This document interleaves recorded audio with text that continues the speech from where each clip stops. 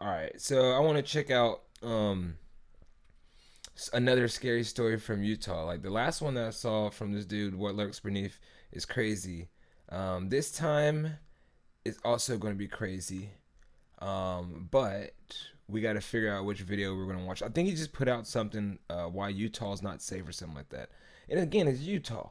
And I already told y'all last time about Utah. Utah has the weird shit. It has everything dark, everything demonic, and satanisty. It's like I told you, all the monuments, all the roads, all the national parks is some kind of dark shit, like Goblin's Gorge, Remy's Rise. Nah, this from Elden Ring, nigga. But let's watch what happened in this one. Last time I was kind of scared from that one, but you know what I'm saying. It's getting dark outside, so it's a good time to go in. I'm feeling great. I hope you're feeling great right along with me. Let's kick out some of these YouTube videos and see what happens. I want to see. Utah is a state with much natural beauty, but it's also a state with a lot of strange and unexplained phenomenon. There have been many reports of people disappearing in the mountains, never to be seen again. Reports of strange creatures like Bigfoot, unidentified flying objects, and other entities. So, if you're looking for a state that is chock full of mystery and intrigue, then Utah is definitely the place for you. But before we get into tonight's stories, you need to go ahead and smack that subscribe and like button for storytelling of the mysterious and supernatural. Smack it. 7 days a week. Garrett Bardsley's tale is one that will leave you feeling uneasy. I'm glad they gave him braces. At the age of 12, Utah's Elk Ridge resident Garrett vanished while on a camping trip in the Uinta Mountains. On Thursday and Friday, Garrett and his father, Kevin, went camping with 18 other Boy Scouts and several adult scout leaders as part of a brief 2-day expedition organized by the Boy. Another camping story, yo. So I would probably say it's not safe to go camping in Utah at all, bro. If this is going to turn out bad. On the morning of Friday, August 20th, 2004, at approximately 8 a.m., Garrett Bardsley and his father Kevin set out for a morning of fishing at a neighboring lake, Lake Kuberant, in the Uinta Mountains in Utah. While Garrett was out... That looks dope. But see, that's the kind of stuff that makes you want to go. But then the story like this is the stuff that makes you be like, nah, I'm good. Fishing, he managed to get water all over his shoes, pants, and socks. He tells his father that he wanted to walk back to the campsite so that he could change out of his wet clothing because they made him feel uncomfortable. He assured his father that he would not be gone for long and that he'd be back to the lake in a short while to make another attempt at catching a fish for breakfast. The remaining members of their Boy Scout organization were camping at the site number 4, which was only a short distance away. I wonder if that's really Utah. If that is really Utah, that is beautiful. Now, I've only seen Utah from the highway. I never got off the highway, but damn. Between roughly 150 and 250 feet. A close friend of the family estimated that the distance to the campsite was no more than 150 yards from where they had been fishing originally. Because they had traversed the path many times in the past, Kevin believed that it was of little consequence to allow his kid to go back to camp unaccompanied while he kept fishing. Kevin maintained a close eye on Garrett as he strolled around the lake and even yelled directions to remind Garrett which path would take him directly back to camp, just in case something did go wrong. The path that led from the lake to the campsite was well worn and well established, and straightforward to follow the whole way.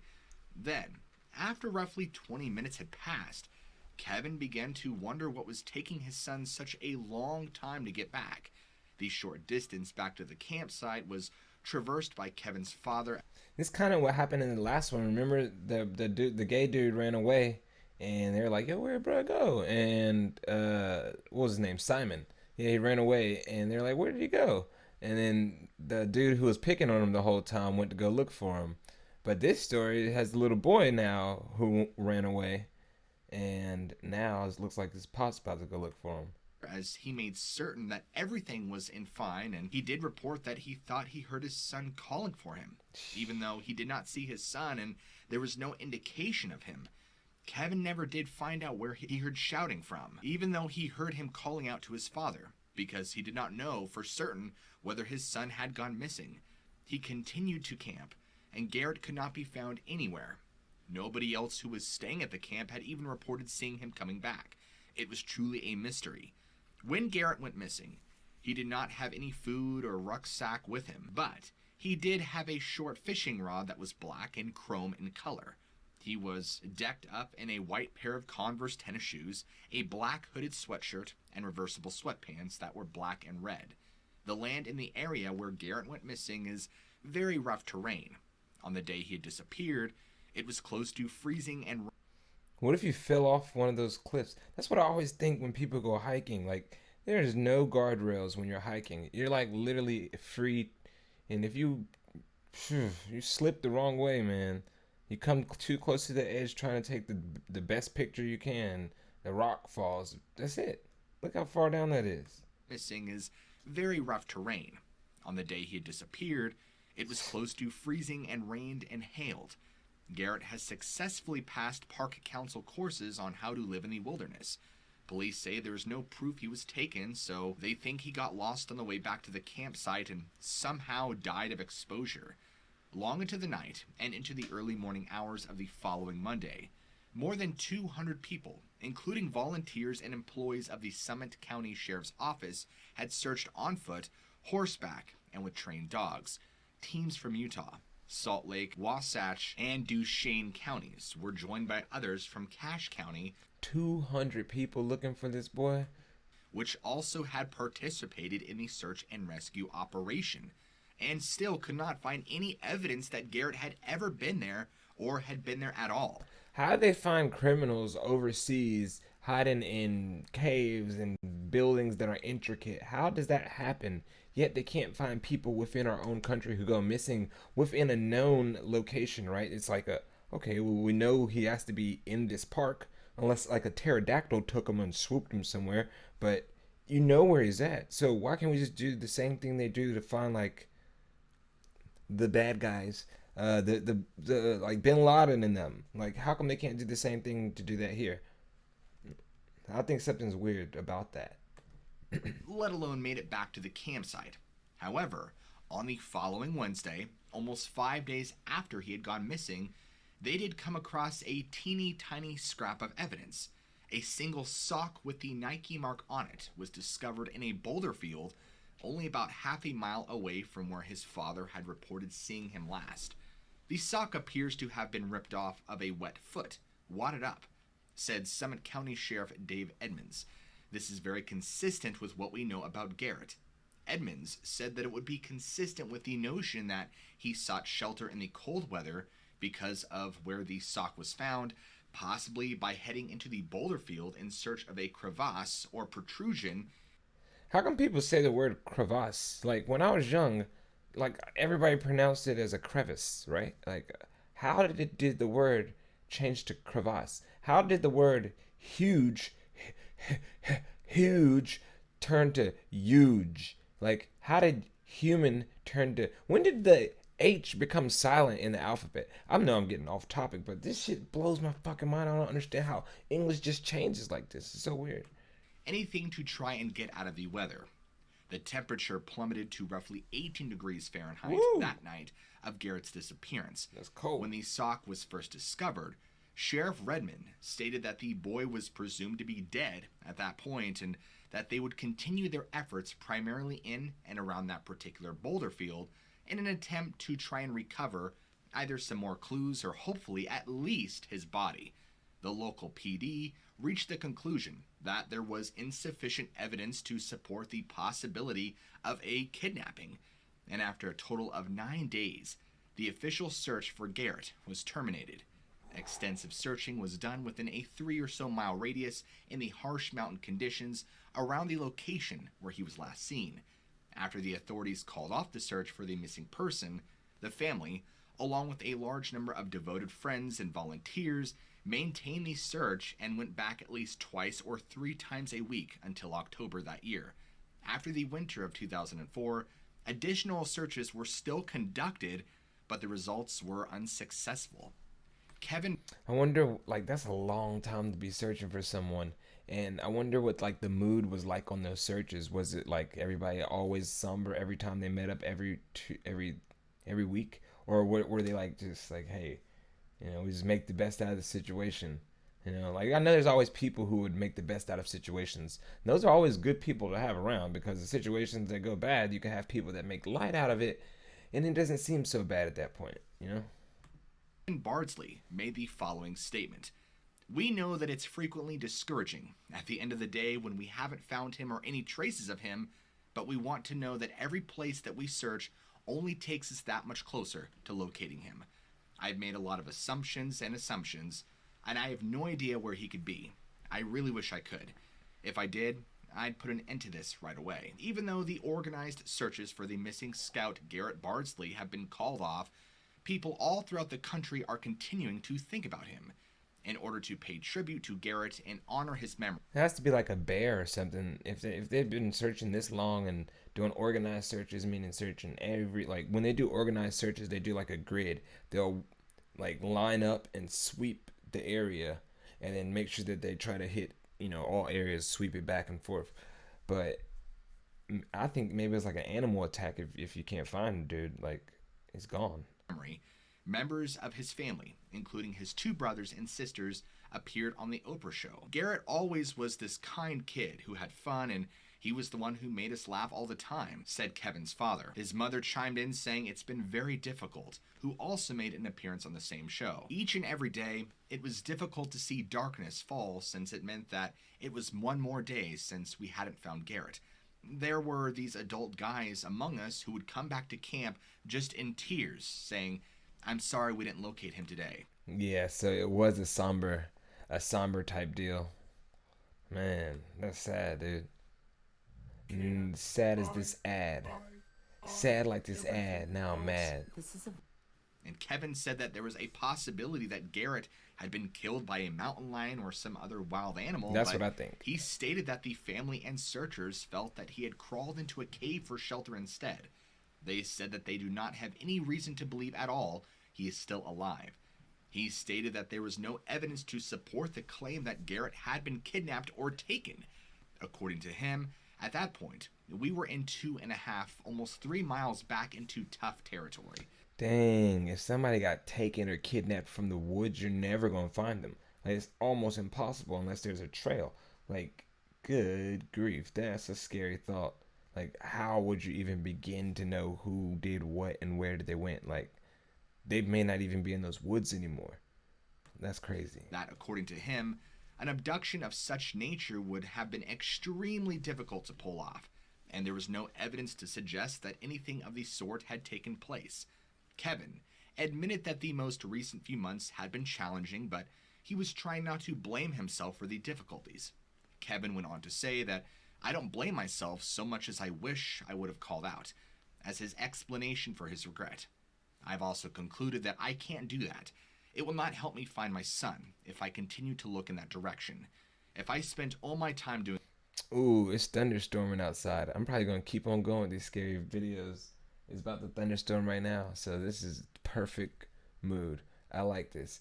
Only thing is, on Twitch, I can't do what I usually do, because it's like I usually like be rolling up, you know what I'm saying, like this, but I can't do that here. So, I have to take a break after this, because gotta refresh my mind. You feel me?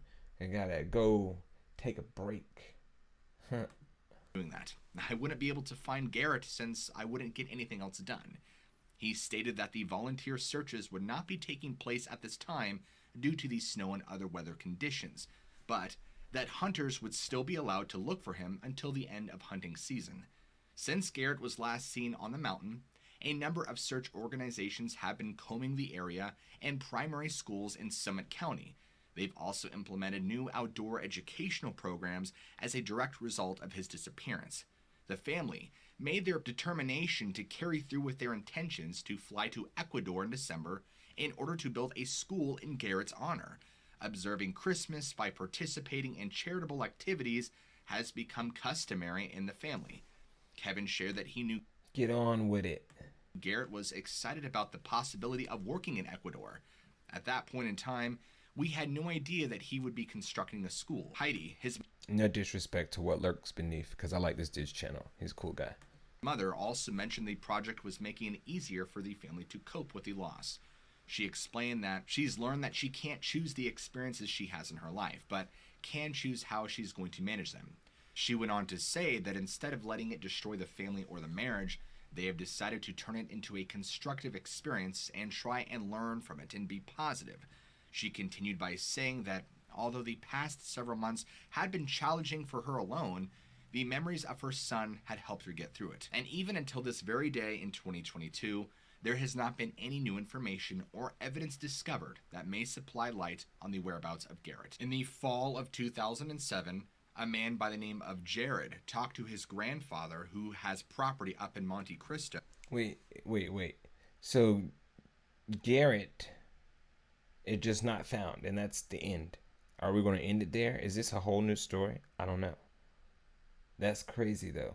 You could just go missing in the woods. Bro went off in the woods for a moment and didn't come back.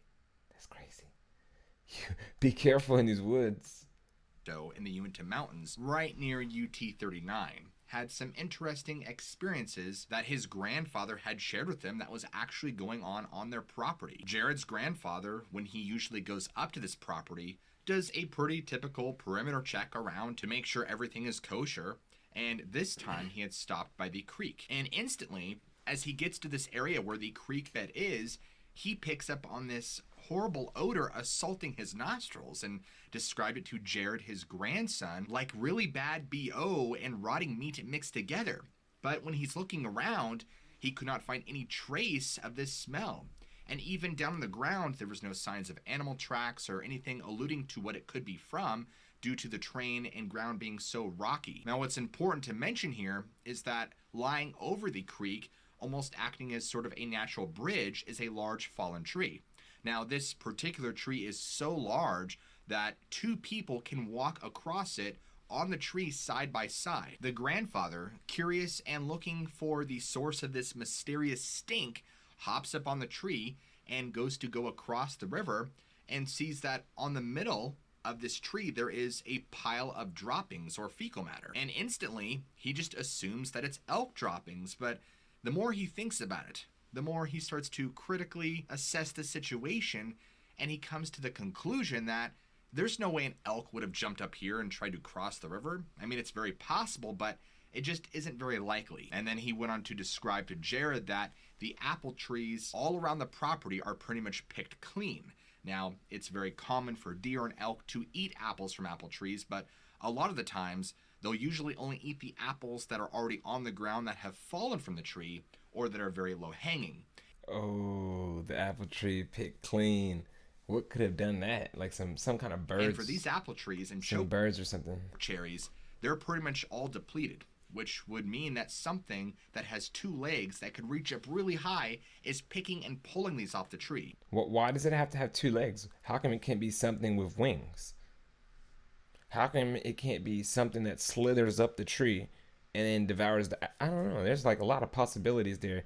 To narrow it down to that one, that's a leap, you know what I'm saying? You got a lot more variables to figure out, but whatever. I like this guy because he fills in details of these stories. Like, how do you even get these details? This is pretty cool.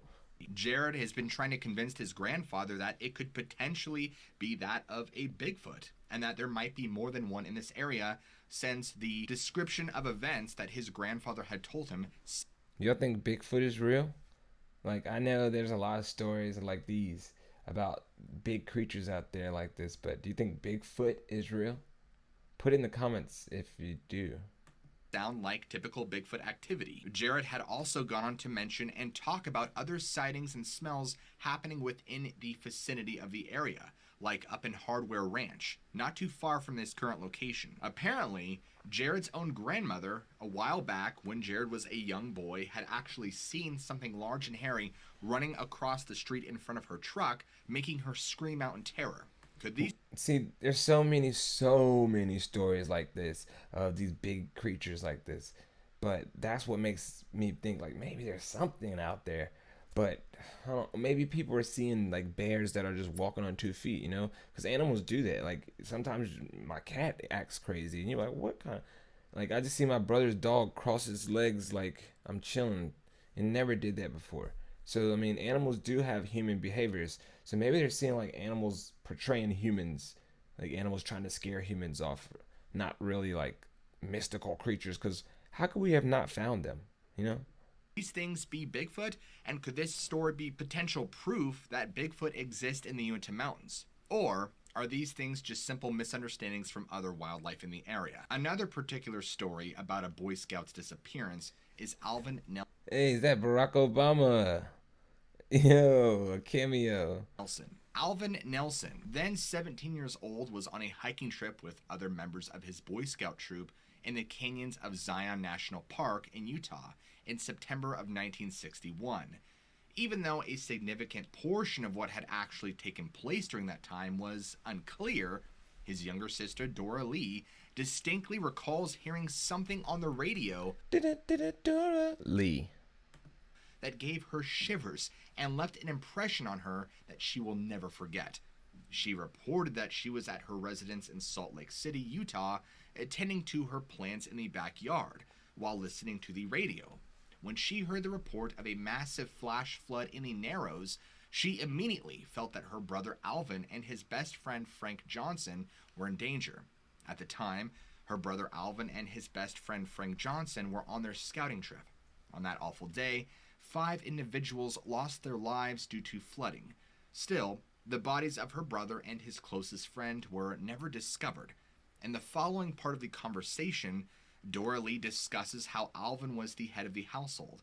After their father departed from the family when they were still young, Dora Lee, Alvin, and his siblings were raised alone by their mother, and they had spent most of their time as a content and typical little family. Unfortunately, their mother passed away in 1996, and she never knew what happened to Alvin, who seemed to have disappeared so many years ago. Dora Lee also discussed the hope that she had within her until she eventually found an answer as to what happened to her brother. For centuries, smart What do y'all think happened? investors have used farmland to build wealth. I don't know. I think it was an animal again. It has to be. I don't know, man. That's why I just think it's animals all the time. I have no idea what else it could be. With Acre Trader, investors Dora Lee's brother had been missing for a long time. She described how during her life had the reoccurring thought that perhaps another event took place. Maybe they were able to make their way out of there. Perhaps he took a blow to the head and as a result lost all memory. Even without a body, there is always a reason to hope. It will be many, many years before you can even begin to consider the possibility that there are no longer there. Sure, the suffering will be present at times.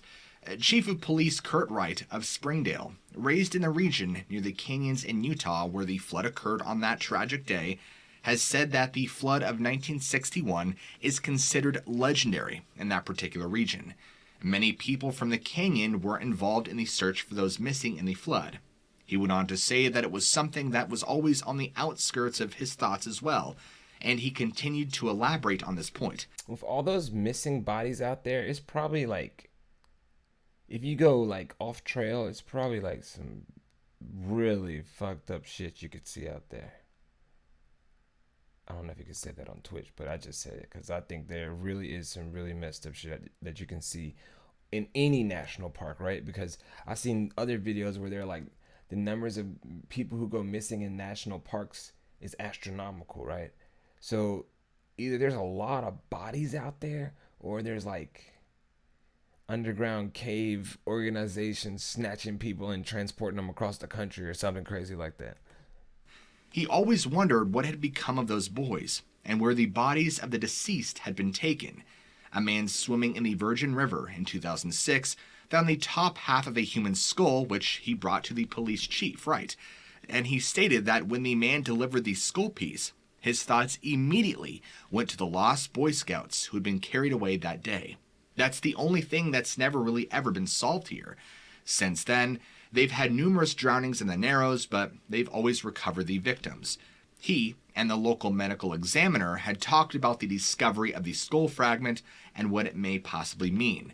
The ramifications may involve reopening such old wounds. The bone fragment was eventually placed in a box and stored in the department's evidence room.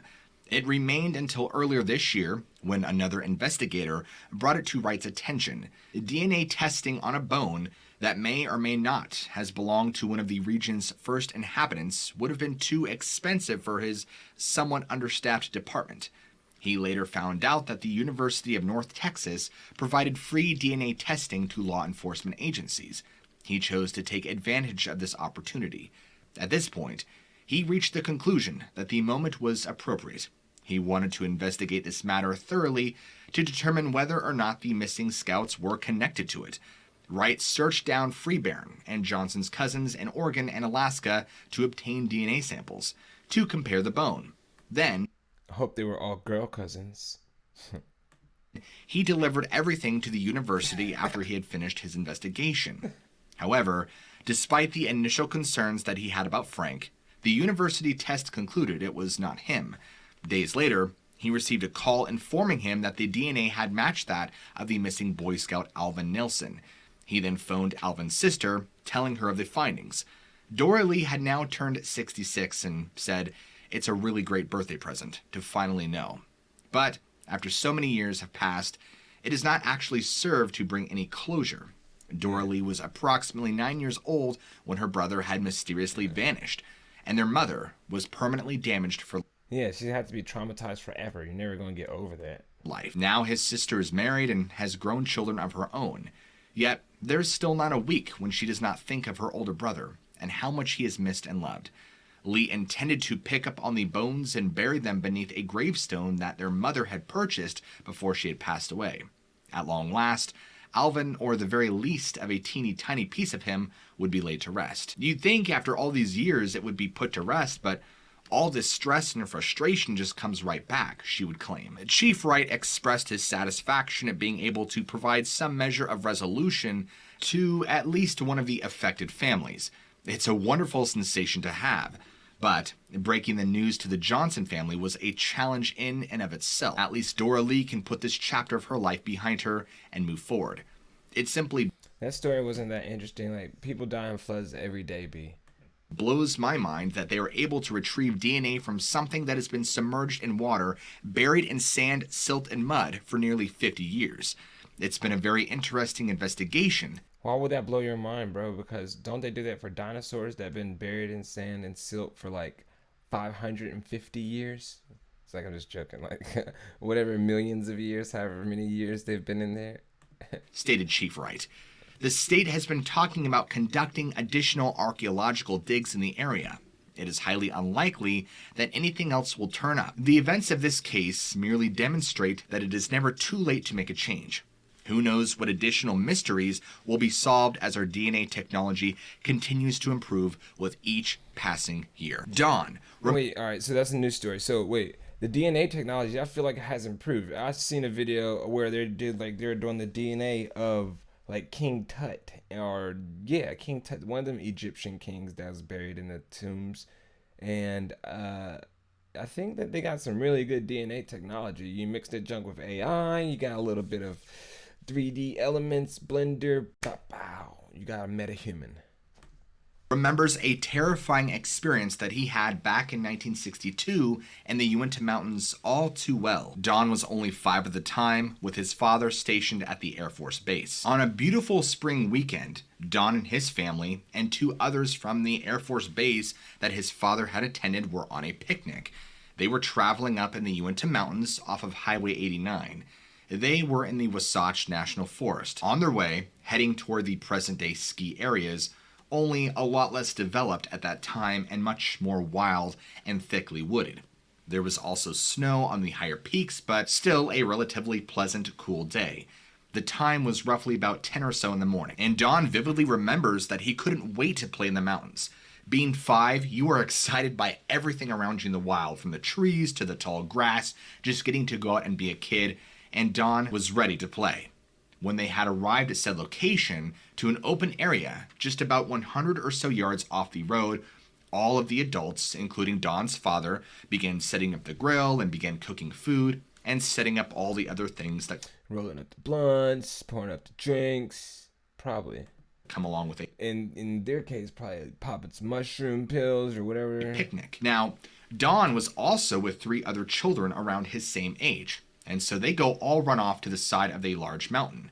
And there, they had found a small open field, and they began playing a child's favorite game, Tag. hide and go seek, a classic. And at this point, they're roughly about 200 or so yards away from their parents, and there was nobody else around, no cars or other people hiding, so the area had plenty of room to play. There were also a lot of smaller pines and scrub brush, and they felt relatively safe where they were playing. About 20 or so minutes into this game, they went up the mountain a little further and began playing again. That's what happens with kids. Kids always. I used to be a teacher, a substitute teacher, and I would do like PE sometimes, and kids will always drift. You're like, all right, Joe, just play right here in this area. Don't move from this area. Y'all stay on this area, bruh. You look down, and then you look up, and there's some kids like drifting off that area, and then you drift further back, and it's like, yo, what's wrong? That's just how kids do. There was a small mound on the west side of where they were playing and thought that this would be a great spot to go hide. So, as they argued amongst themselves of who would count next and who would get to hide, it was determined, and Don began running around the mound and was trying to hide when he gets this feeling that Don's being watched. So he turns around. About 30 or so feet from him, standing beside a large tree and bush, was this very large creature. It was just standing there, watching Don as he's looking at it. Whoa. It didn't make any aggressive movements or sounds. It was just content watching Don standing there, trying to hide behind this mound. It had a reddish-brown fur, very long over its body, very dark eyes, and from what Don remembers, it was fairly tall. See, there's another story like that. Is that like a bear just standing up, trying to intimidate a human? Or is that like a ape creature, Bigfoot? Sasquatch. Don, in shock, slowly gets up and starts walking backwards, and his eyes fixed on this thing, as well as its eyes fixed on Don, and he says that it was like both of them were in this trance. And some feeling inside of Don told him that this was not a safe situation, even at 5 years of age. And that's when he turns around and breaks off running as fast as he could. And he runs right past his friends, and they all started screaming all the way down the mountain. Now, when Don arrives back at the picnic site, he was almost too excited to talk.